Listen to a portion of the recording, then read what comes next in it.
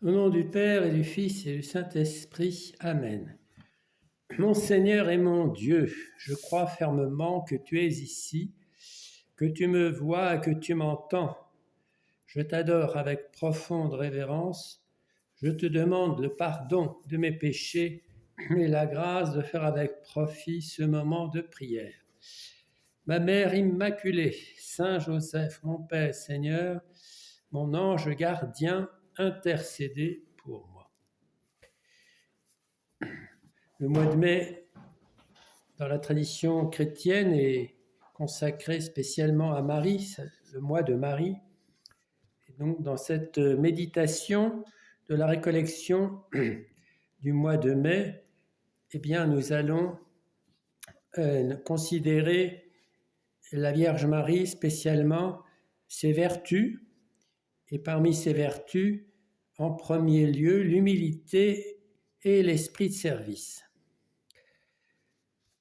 À partir de cet événement de l'Évangile qui suit immédiatement l'Annonciation, Saint Luc nous dit qu'après le départ de l'archange qui lui avait annoncé que Dieu l'avait choisie pour être la mère de son fils, Marie se leva et s'en alla en hâte.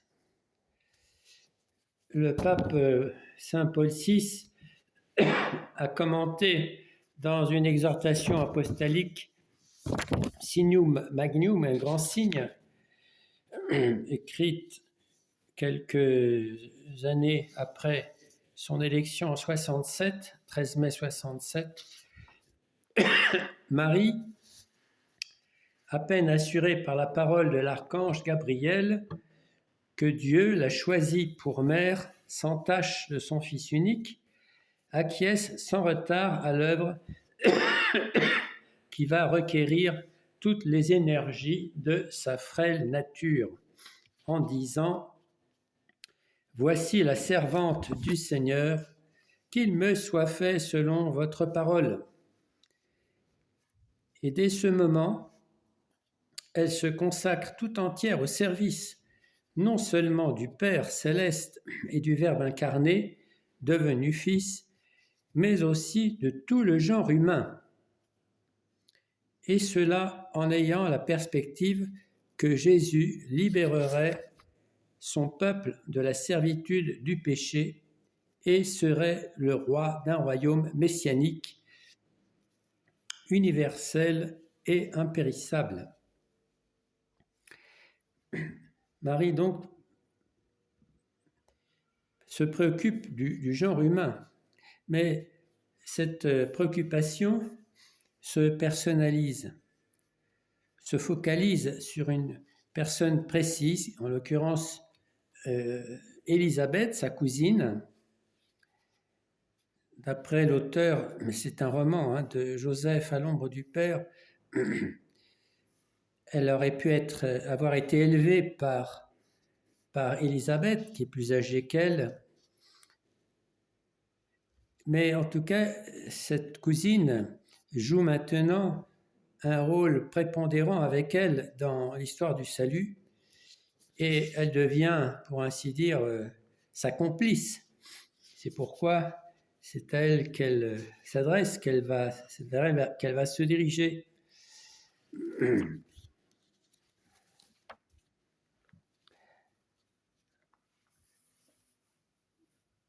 La vie de Marie commence à nouveau après l'Annonciation.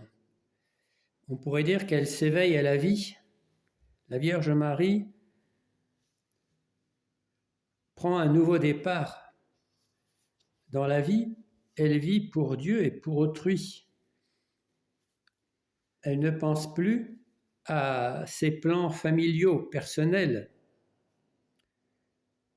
Du moins, c'est ce que donne l'apparence des évangiles, puisque même si elle vient de se fiancer avec Joseph, eh bien, pendant cet épisode de la visitation, Joseph passe complètement au second plan, momentanément, mais on ne parle pas de lui dans ce voyage. Est-ce qu'il l'a accompagné ou pas? C'est laissé à la discussion. Saint José-Marie pensait qu'il n'avait pas pu laisser partir Marie seule, mais l'Évangile ne dit rien à ce sujet. Et la raison en est qu'à ce moment-là, c'est sa cousine qui a vraiment besoin de son aide et il n'y a plus qu'elle qui compte. On pourrait se permettre une comparaison, même si comparaison n'est pas raison, avec les rencontres de Saint Jean-Paul II. Après une cérémonie, il parlait à des malades qui étaient dans des chaises roulantes. Alors, non, Élisabeth n'est pas malade en l'occurrence, mais lorsqu'il s'adressait à chacune de ces personnes, il oubliait l'horaire officiel, comme s'il n'existait plus que cette personne avec laquelle il parlait.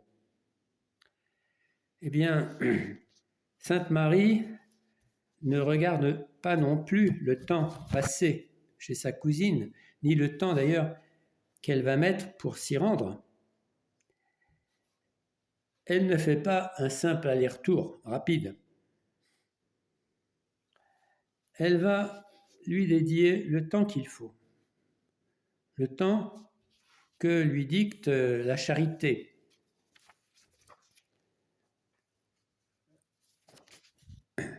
Elle agit très bien. Et on pourrait même dire qu'elle est agie. Elle est agie par l'Esprit Saint.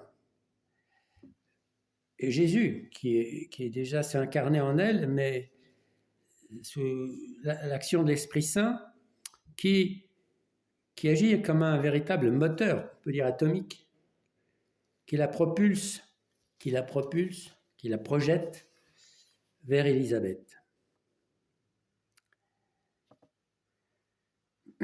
En même temps, elle entre au service des autres, elle réalise ce qu'elle vient de dire à l'archange Gabriel, « Voici la servante du Seigneur ». Marie représente ici l'Église en chemin, elle chemine vers sa cousine, 150 km à peu près la distance qui peut séparer Nazareth de l'Ain Karim, mais sans autoroute, une distance qu'elle parcourt à pied ou à dos d'âne. Elle représente donc l'Église en chemin, l'Église qui chemine aussi, plus ou moins rapidement, mais aussi l'Église du bon samaritain. L'Église qui s'arrête, du bon samaritain, qui s'arrête pour porter secours à un blessé.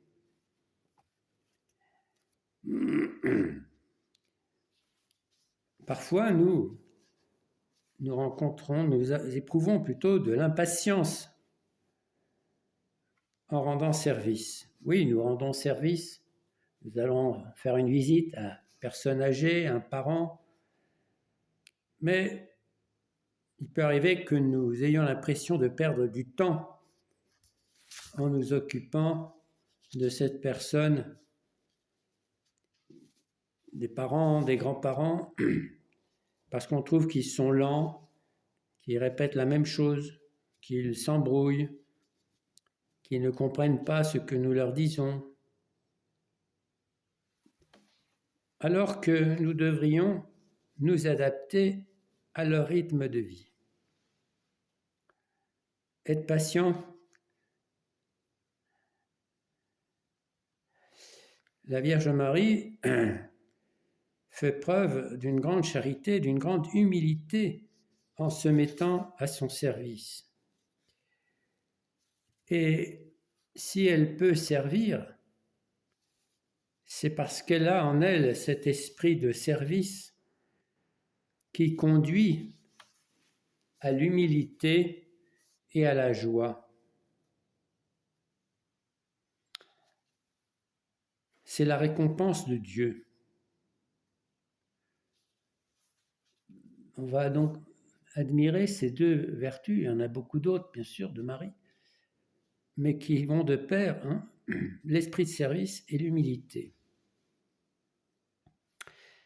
L'humilité accompagne et permet la bonne divinisation. La Vierge Marie, au moment de l'Annonciation, vient d'être élevée sur les sommets de la sainteté par la maternité divine.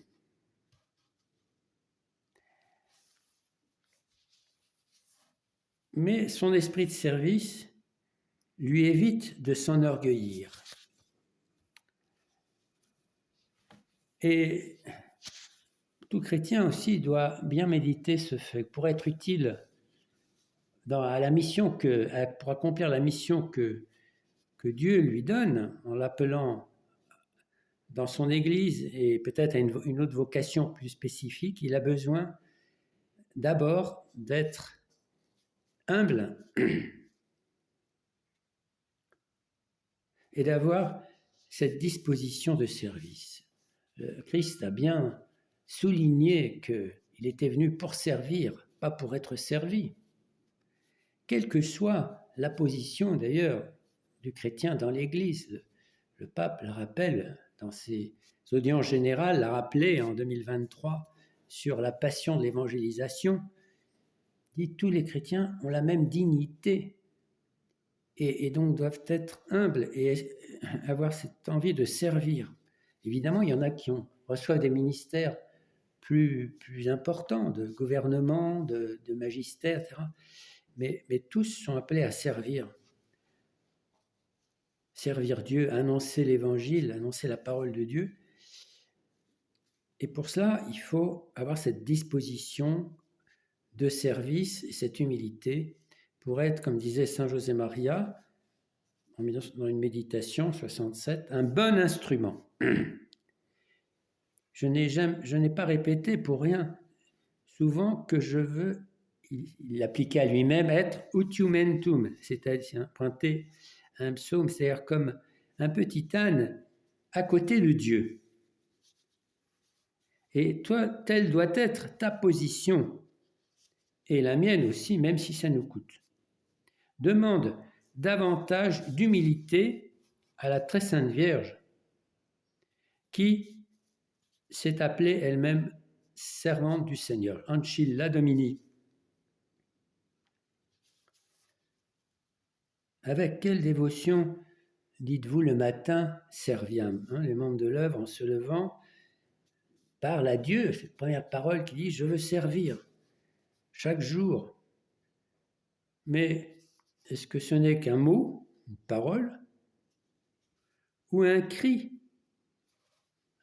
qui sort du fond de l'âme?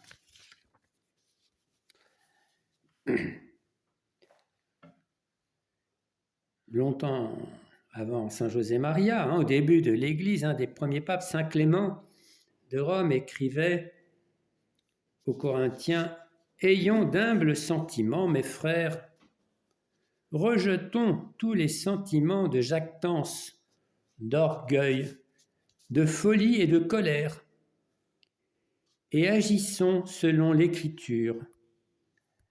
En effet, l'Esprit Saint a dit « Que le sage ne s'enorgueillisse pas de sa sagesse, ni le riche de sa richesse, mais que celui qui veut s'enorgueillir s'enorgueillisse dans le Seigneur, de le chercher et de pratiquer le droit et la justice. »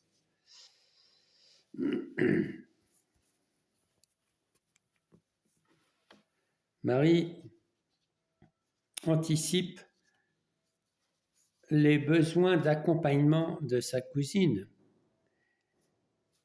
Elle a deviné que Élisabeth pourrait avoir besoin de sa présence, mais en même temps, comme je le disais, elle sait qu'elle est un peu complice, elle est impliquée aussi dans cette intervention divine qui va bouleverser le monde dans l'histoire du salut. C'est le début, vraiment, l'incarnation marque la réalisation de la rédemption promise, la rédemption du genre humain promise par Dieu. Mais Sainte Marie continue à être très active à notre égard, à l'égard de l'Église. Après son retour au ciel, jour de l'Assomption, elle est un stimulant dans l'apostolat de l'Église. Un stimulant aussi dans l'apostolat individuel de chaque personne. Et ce, dès le début, même avant sa remontée au ciel, lorsqu'elle apparaît à Saint-Jacques, selon la tradition, Saint-Jacques à Saragosse, Jacques le Majeur, pour l'encourager à continuer à évangéliser des peuples qui ne répondaient pas forcément facilement à l'appel de Dieu.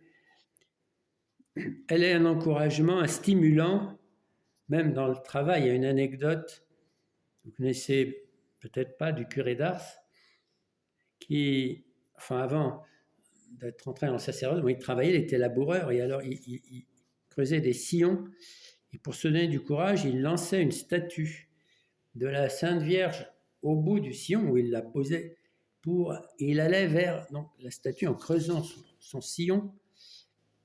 Marie est là dans la vie quotidienne pour nous sourire, pour nous réconforter.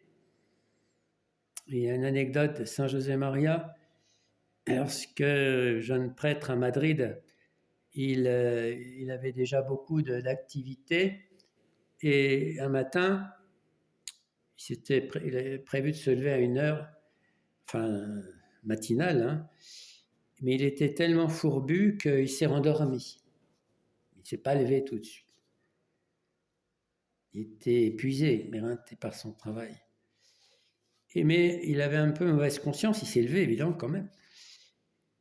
Et là, il dit qu'il avait une statue de la Vierge dans sa chambre. Il a vu, au moins il a eu l'impression que Marie lui souriait, que cette statue lui souriait, pour l'encourager, il dit c'est pas grave, et puis l'encourager à aller porter. Il a porté la communion, il a les sacrements à des malades à ce moment-là, où il faisait du catéchisme, porter la bonne nouvelle. Eh bien, dans la vie de tous les jours, Marie aussi nous aide, nous encourage. Elle est, pour ainsi dire, la douceur de notre vie. Vite, comme disent les Chartreux, ils disent vite dulcedo. Ils ne disent pas vita dulcedo et spes nostra salve, mais vite dulcedo, la douceur de la vie. Elle est la douceur de la vie. Donc, oui, Marie, tu nous enseignes à aller vers les autres, tu nous apprends à cheminer, et c'est très bien, c'est une bonne synodalité, cheminer ensemble, aller du moment qu'on a un objectif à atteindre.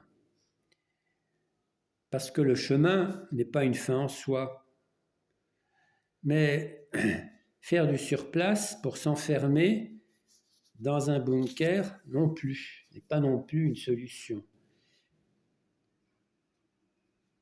Fût-ce le bunker de la foi. Donc, le pape nous recommande de nous laisser conduire par le Seigneur sur les routes qu'il veut nous indiquer. Les routes de notre vocation. En tant que chrétiens, déjà, nous avons une vocation à évangéliser.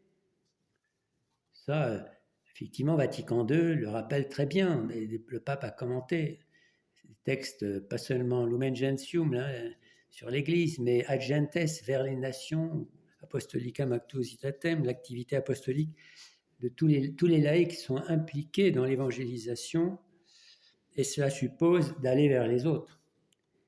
Mais aller vers les autres, pas seulement pour parler, mais pour donner l'exemple des vertus chrétiennes, comme fait Marie, de disponibilité, de gentillesse, d'accueil. Et pour cela, sortir de son train-train habituel. Il y a peut-être une tendance à notre époque au cocooning, hein, vous savez, rester un petit peu chez soi. On peut faire ses commandes par Internet sans sortir. Ça. Il y a la loi de l'autosuffisance, la loi du repli sur soi, même sur la famille. Mais on voit que Marie, à un moment de la visitation, sort du cocon rural de son village natal. Elle part en hâte dans une autre province.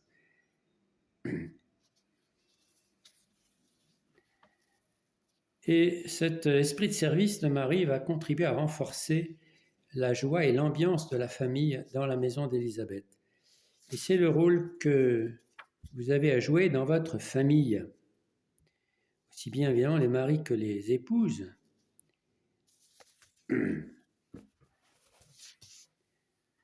Le pape Pie XI disait,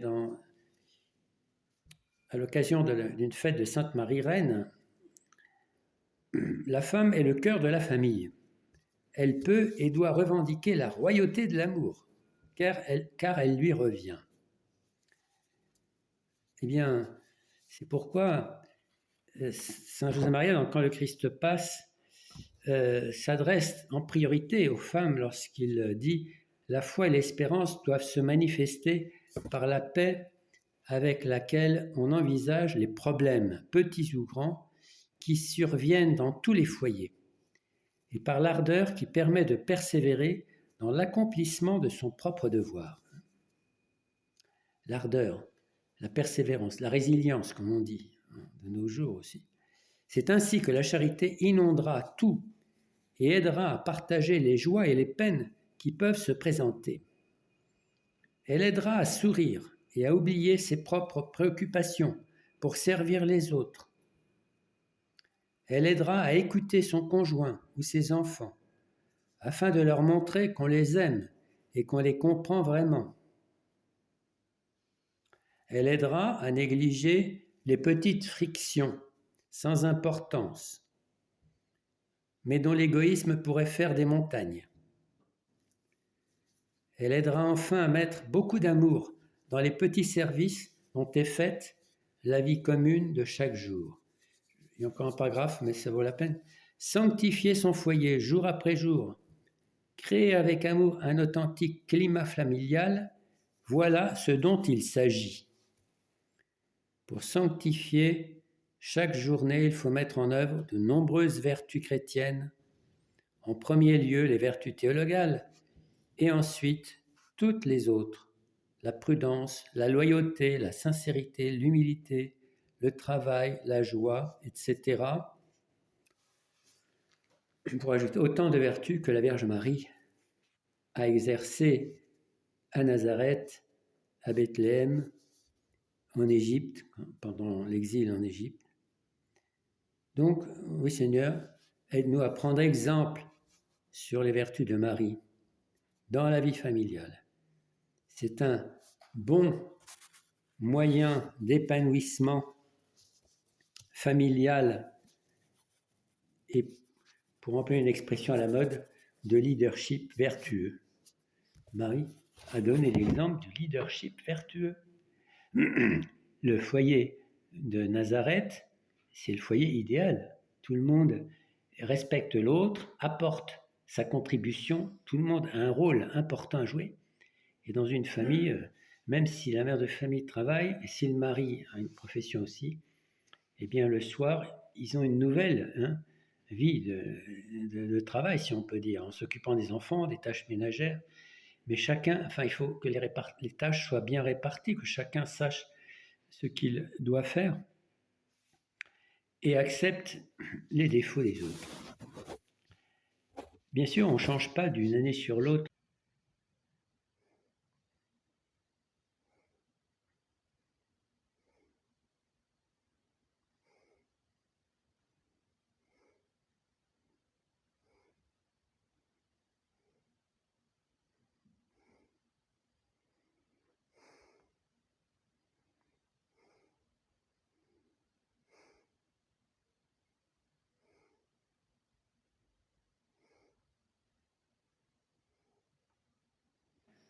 finalement.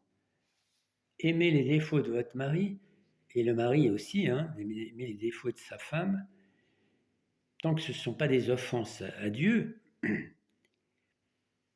en espérant, en l'aidant peut-être à surmonter ses défauts, à s'améliorer, mais il ne faut pas se faire non plus trop d'illusions avec l'âge. Les défauts peuvent au contraire s'accentuer, mais bon, il faut les accepter et y voir une possibilité justement de mortification, de s'identifier à la Vierge Marie, à cet esprit de service de Marie, pour aider les autres et pour maintenir cette ambiance de bonne humeur et de joie dans la famille. Je te remercie, mon Dieu, des bonnes résolutions, des actes d'amour et des inspirations que tu m'as communiquées dans cette méditation. Je te demande de m'aider à les mettre en pratique. Ma Mère Immaculée, Saint Joseph, mon Père et Seigneur, mon ange gardien, intercédez pour moi.